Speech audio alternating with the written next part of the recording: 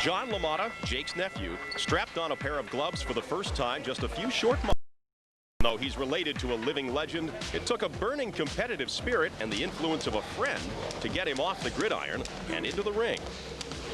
I had a very close friend of mine, one of my best friends, who started boxing in Long Island.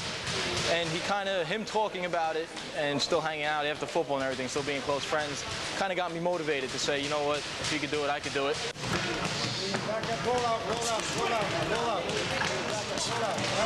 Having Jake as my uncle kind of gives you, that's what got me to like the sport of boxing. It made me a fan of boxing when I was young. I saw the movie when I was younger, and that gives you a nostalgic feeling towards boxing. Although his uncle is not the reason he's chosen to step into the ring, he's still a big part of John's training. He gives me advice. We talk on the phone. He came to my last fight. He tells me the main things he always tells me to make sure I'm in great condition and defense. I got to be able to block the punches. Hands up, John. Move your head. Move your head, John. While there's little resemblance between John and Jake, there are some similarities in their toughness. The first time John ever sparred was with a local pro boxer, and right away he proved that he seems to have inherited his uncle's chin. Well, certainly that was one of the most... Come on! He hit me with a right hand, landed right on the button, and everybody in the gym kind of went, ooh, like, it looked bad. But the thing on Nick's head is that I took it real well. And I think I did take it pretty good because he hit me really hard. And that was the first big punch I ever took. And from that point on, Nick knew and Sharky knew that this was something I could do. He's not going to be a fancy Dan. He's going to be a powerhouse. He's going to be like a Tyson and like a Marciano. That's the way I got to train him. But he's a good prospect. He goes in nice, smooth, quiet, but then he starts coming out towards the end of the round, real fierce, hard. I mean, he's a strong fighter. He works, and he'll work you. He'll play with you in the beginning, but then he works you, and he works you hard. Despite the fact that John scored 2 first-round knockouts and 1 second-round knockout in his first 3 fights, his team is not looking past the Golden Gloves. Hey, we've got a great record. I don't have no experience in the corner. I mean, I look at him and I say to him, John, you're not giving me enough experience. I mean, first-round knockout, second-round knockout, come on, let's go to 3 rounds at least. I think John, as his own man, has a lot of boxing potential in the amateurs. We're not thinking about pro.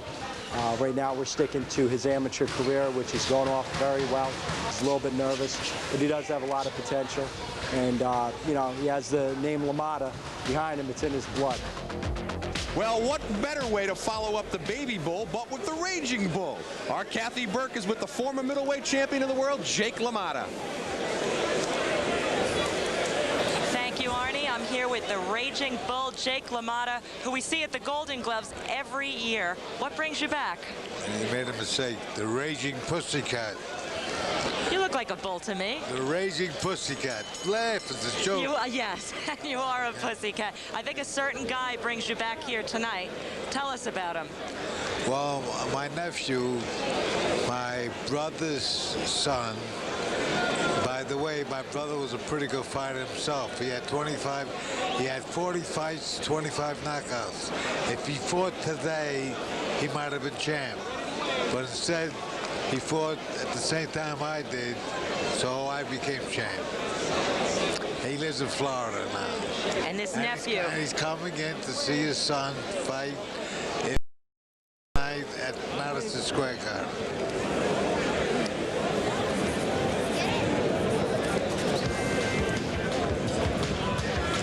All right, Sandy Reddick with our introductions for our next bout. Is Tony Charantano. To the heavyweight novice class, 3 2-minute rounds. Introducing first the gentleman in the gold corner. He hails from the Boxing Connection Club in Yonkers, New York. Let's welcome John LaMotta. And his opponent in the blue corner. This young man represents the Westbury Police Athletic League. Let's also welcome Adam Lachoff.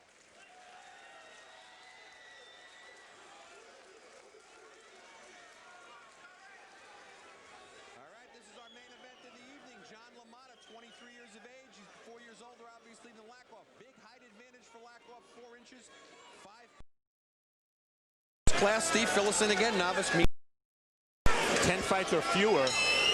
So Both inexperienced guys. And look at the size difference. Big height advantage and reach advantage for Lachoff. That would also mean 3 rounds, correct? Yes, 3, not 4 rounds. 2-minute rounds. I'll tell you this, LaMotta's got the power. And he's got the legacy, Jerry. How much does that mean? Well, you know, I'm sure it's a little pressure on him here tonight. And he wants to win. Wow. Lachoff doesn't seem impressed by the last name of his opponent. Then again, it's the first round, and it is a novice class. Lachoff having pro trainer Tommy Malloy in his corner. Veteran trainer from Long Island. Wow, LaMotta, 3 fights up to this point in the gloves. 3 knockouts. 3 knockouts. 1 in the first, 1 in the second, 1 in the third. Got him breathing heavier in this Lachoff.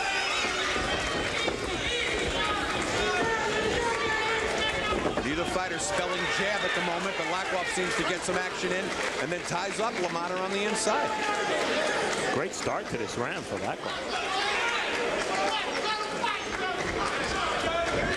And at this point in the tournament, Jerry, Lachoff's had the opportunity to see LaMotta fight 3 times. Is that a big advantage for him? Well, for sure. You know, he's starting to work the jab a little bit more now. And he's going to watch out for LaMotta's roundhouse punches. He's a very powerful guy, 3 knockouts. Although credited with 2 wins, only one of the wins was in the ring for Lachoff. The other one was a walkover. A couple of nice shots by LaMotta. Under a minute to go here in the first.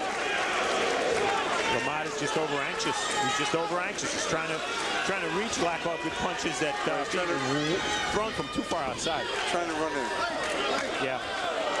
Well, how much that comes, Jerry, from winning your first 3 fights by knockout? Is he headhunting? Well, you know, that happened to me. In the gloves, I had 3 or 4 knockouts in a row. I fought this Irish kid, Chris Flynn. Figured I'd go out and knock him out. I had to go the distance. 25 years ago, Jerry Cooney winning the heavyweight Golden Glove. There was no super heavyweight back then, just heavyweight. That's and you know, the same year, Jerry, Juan Laporte won, Mitch Green won, Davey Moore won. Pretty amazing group of fighters. Well, LaMotta starting to get the distance a little bit at the end of the round. Not necessarily, again, on a pure rounds basis, enough to pull it out on my scorecard anyway. I don't know how you guys saw it. I'm with you. Can Lachoff keep up the pace and keep LaMotta off him for the second and third round? Action from the first, and you're seeing that height and reach advantage for Lachoff really working well. Yeah, that was some left hook Lachoff landed right in the middle of LaMotta's face. Seems to be the faster in terms of legs, not necessarily hand speed, but certainly what a combination there. No, this is tough for LaMotta. LaMotta went to Iona College, and he was a football player, so this is new to him. This is a new discipline. He's the older of the two. LaMotta, 23 years of age. Lachoff only 19. There's Jake in the crowd. Uncle of John LaMotta. We start the second round. Remember, it's only scheduled for 3.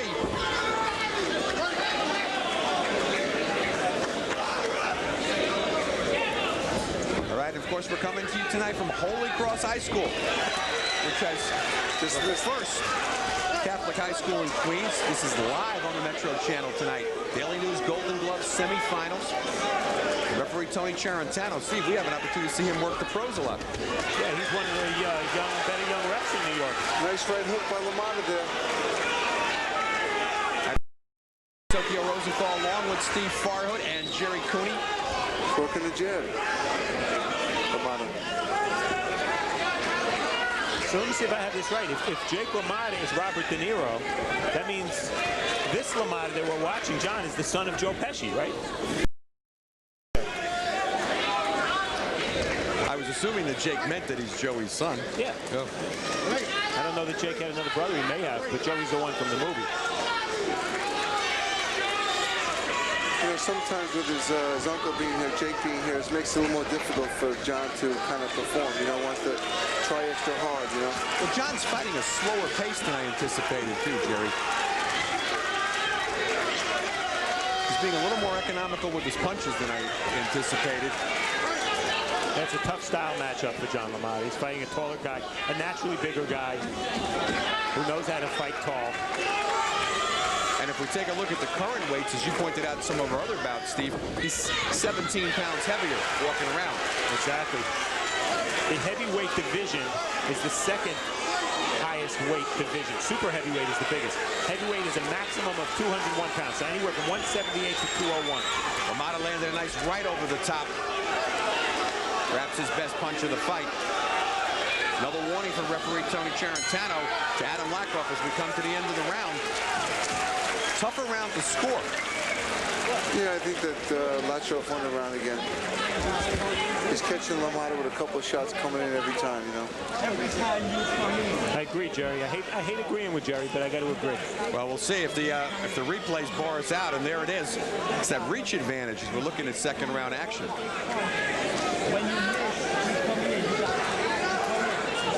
And he's getting that in time. Part of LaMotta's problem, Jerry, I think, is he's coming in, instead of maybe going into a peekaboo style, he's trying to come in winging, and he's getting caught. He's got too long of distance to reach. How perfect would it be, being that Jake is his uncle, if John LaMotta scored a come-from-behind third-round knockout win? Wouldn't that be something? Laurent Dothiel. Very good. Jake LaMotta defending the middleweight title. I think 13 seconds left in the 15th round. He came back and knocked Played possum. He loves that fight. He loves that fight, Jake. It's a great 15, one of the great 15th rounds in boxing. Jake being rather passive here. He's not exactly screaming instructions. The crowd's making up. Crowd on its feet here right now. Big following for both fighters. Seems to be some delay in ringing the bell here for the third and final round. There we go. And again, unofficially, as Steve pointed out, we would say John LaMotta at least needs a standing 8 count, if not a KO, to pull this fight out. He's got 3 KOs thus far in this year's gloves.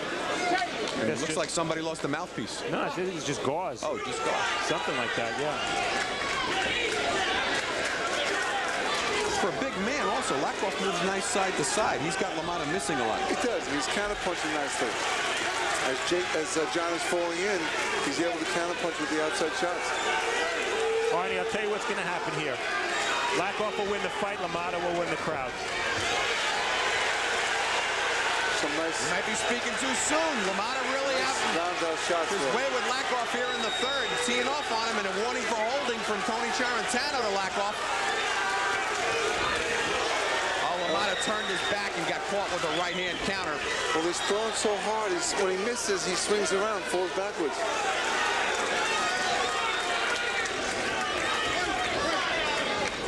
It might not be pretty, but Lachoff's doing the right thing, minimizing the exchanges. That was an accidental bell there. No, the round is not over. Blood flowing now from the nose of John LaMotta, and now they say it's over, not according to our clock. That's weird because LaMotta needed time. I don't understand what went on here. John Lachoff jumping around the ring. This is almost like an Olympic rule where it was too far out. They felt that the scoring was so much in favor of Lachoff that they stopped the fight, because our clock clearly showed that it was 50 seconds to go in the round, Steve. I don't know what the timekeeper did. I don't know if the viewers could hear it, but the timekeeper sort of lightly tapped the bell once. We're going to ask Sandy Ruddock, who's up in the ring. Sandy, it appeared to us that the round ended 50 seconds early. Was there any reason for a stoppage, or is there a problem here? Could you find out for us, please? Sandy Ruddock going over to Tony Charentano, trying to find out exactly what happened here. Adam Lachoff seems to be pretty confident that, in fact, he's won this fight. So,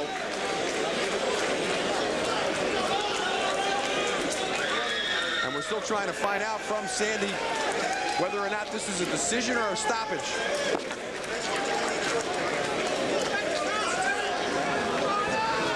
Still no official word on just what happened here. Yeah, I think the referee's going to come over, and hopefully he knows what happened with the timekeeper.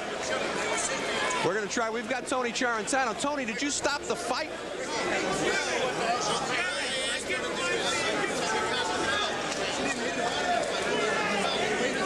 Well, our truck is telling us that there was over a half a minute to still go in the round. She never stopped. Timekeeper mistake then, huh? All right, Tony Charantano confirms that the timekeeper made a mistake at ringside, but there's nothing he can do about it at this point. We're going to get the official decision from Sandy Ruddock. Little controversy here at Holy Cross High School. And the winner is from the blue corner, Lachoff. All right, at least in terms of the press, a big upset here as Adam Lachoff beats the Story fighter, the nephew of the famed Jake LaMotta, the baby bull John LaMotta. But Adam Lachoff is going to advance to the finals. Nothing to be ashamed about. Nothing to be ashamed of. But more to come here at the Daily News Golden Glove semifinals on Metro Channel. Stay with us.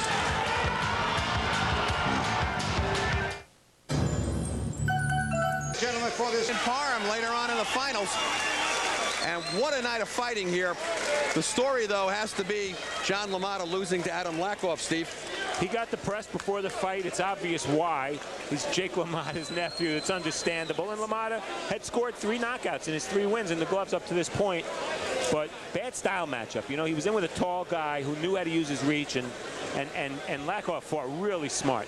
Disappointing controversy, though, Jerry, at the end of the fight with the missed count. But it's been a terrific night of boxing here for Jerry Cooney and Steve Forward. I'm Arnie Tokyo Rosenthal. Good night, Kerry. I'm coming home.